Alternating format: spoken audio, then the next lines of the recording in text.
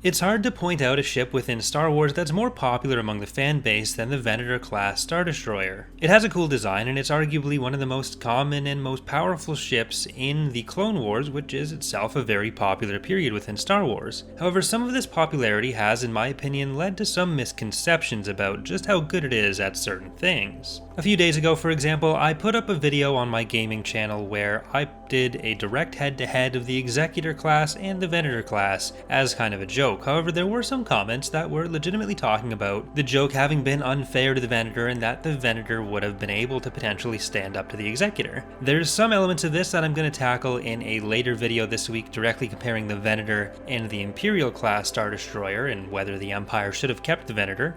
But today I want to talk about one specific feature. This guy here from Revenge of the Sith, where you can see this laser beam shooting out from under the hangar side of the Venator. This has led to the impression that the Venator was armed with a special kind of super laser that would increase the overall power of the ship and put it in line with some much more powerful larger ships. However, this is a misconception. There's something of a conflation between super laser and just beam weapons in Star Wars that happens sometimes, and I wanted to talk a bit about what exactly that weapon actually was. This weapon was actually an SPHAT heavy artillery piece, which you can also recognize from Attack of the Clones, where they shoot down some of the Separatist transports, which has been mounted into the Venator's underside hangar and been used to essentially increase the firepower on the underside and allow the Venator to still get some damage done if it was turned away from targets or trying to protect, for example, its top side hangar when it was opening, or its dorsal hangar. This was an idea that was actually come up with by Anakin Skywalker, who would have implemented it more often in the open circle fleet Venators, so it's not something that would have been done all the time. It's not a typical feature of the Venator, and because of that, it's not something that the Venator was built with a much better reactor to use.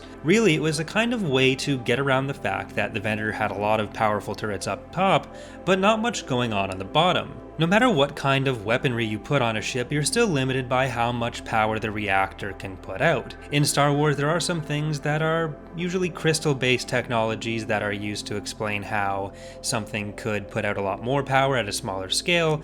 This is done with the Death Stars even, or the Resurgent class, but it's not something that is a feature of the Venator class, and it's usually a very expensive thing to do. It's more or less allowing the power that would otherwise be going to the 8 main turbo lasers that line the dorsal surface of the Venator and pushing that towards the bottom side. So while it would certainly be powerful, it wouldn't necessarily increase the overall power output of the Venator. The net damage it could inflict with that wouldn't be more than the sum of the damage that it could inflict with the rest of its turbo lasers over a similar period of time if it were to bring them all to bear on something. However, it would mean that those other lasers wouldn't be able to be powered to the same extent while using this dorsally mounted SPHAT. So while it is cool and while it certainly does add to the utility of the Venator, it is not quite the super weapon that it's often made out to be. Hope you guys have found this interesting. There is going to be a bigger breakdown of the role and the functions of certain parts of the Venator and the Imperial class Star Destroyer